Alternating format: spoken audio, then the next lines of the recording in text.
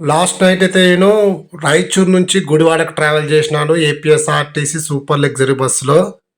ఈ journey experience అయితే మీతో షేర్ చేసుకుంటాను. Service number 3964 APSRTC super luxury bus రాయచూర్లో సాయంకాలం 5:45 బయలుదేరుతుంది. విజయవాడకు ఉదయం 6 గంటలకు చేరుకోవాలి. అలాగే గుడివాడకు 7:15 చేరుకోవాలి ఈ బస్సు. కానీ ఫస్ట్ బస్సు చూస్తేనే మనకు అర్థమైపోతుంది ఇది చాలా డొక్కు బస్సు అని.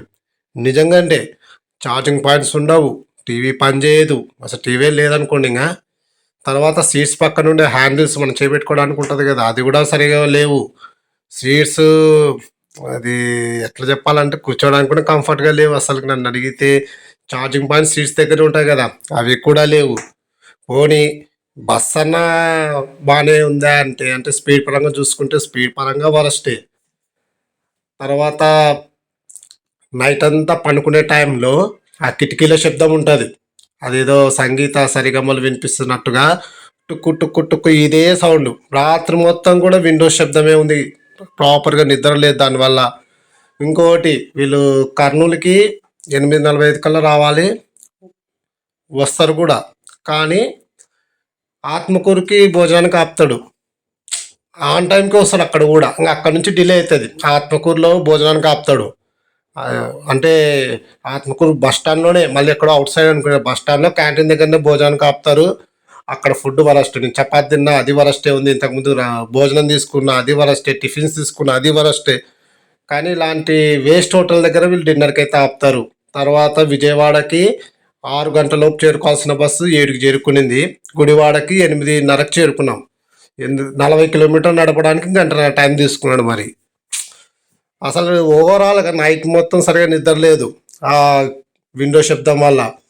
ఇంకోటి డ్రైవింగ్ కూడా చాలా ర్యాష్గా, ఆ గుంతల దగ్గర స్పీడ్ బ్రేకర్ల దగ్గర మినిమం బ్రేక్ వేయాలని కామన్ సెన్స్ కూడా లేదు, అట్లే నడుపుతున్నాడు. 2-3 ప్యాసింజర్లు తిట్టినారు, ఎందుకంటే డ్రైవింగ్ ఎందుకు ఇంత ర్యాష్ చేస్తున్నామని. బ్యాక్ సైడ్ కూర్చున్నామా ఇంకా నరక ప్రాయం. 23వ సీట్ బుక్ చేసుకున్నాను, నా కర్మగాలి.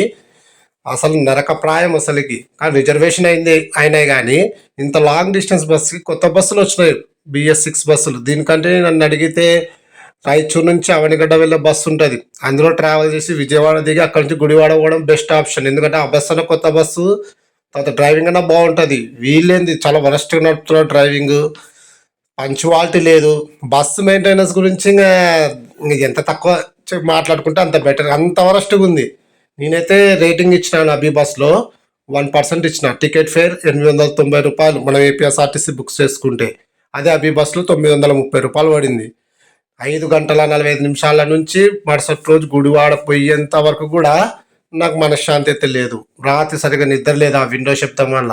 పోనీ వీళ్ళు ప్రాపర్గా డ్రైవింగ్ చేస్తున్నారా అంటే ఆ దోర్నాల టర్నింగ్స్ దగ్గర సడన్గా బ్రేక్ లేయడము, గుంతలు ఉన్నట్లే ర్యాష్గా నడపడము, చాలా వరస్ట్ డ్రైవింగ్. నన్ను అడిగితే ఈ బస్సును అవాయిడ్ చేయడం బెటర్. మీరు ఒకవేళ రాయచూర్ నుంచి గుడివాడ లేదా విజయవాడ వెళ్ళాలంటే ఈ బస్సును అవాయిడ్ చేసి రాయచూర్ నుంచి ముందుగా కర్నూలుకి రండి, కర్నూలు నుంచి విజయవాడ వెళ్ళండి, లేదా అవనిగడ్డ వెళ్ళే బస్సు ఉంటుంది అదన్నా చూజ్ చేసుకోండి, లేదా కాకినాడ వెళ్ళే బస్సెస్ ఉంటాయి, రెండు అవైనా బెటరే. ఇది ఓల్డ్ డొక్కు బస్సులే. ఆ 3 బస్సులు ఉన్నాయి, 3 బస్సులు కూడా వరస్టే. ఇప్పుడు 2 బస్సులు ఉన్నట్టున్నాయి, అప్పుడు 3 ఉండే, ఇప్పుడు 2 బస్సులు పెట్టినారు. ఆ 2 బస్సులు కూడా నన్ను అడిగితే వేస్ట్ బస్సులే, అసలు వేస్ట్ జర్నీ ఇది. రేటింగ్ అయితే 1 అయితే ఇస్తున్నాను 5కి. Thank you.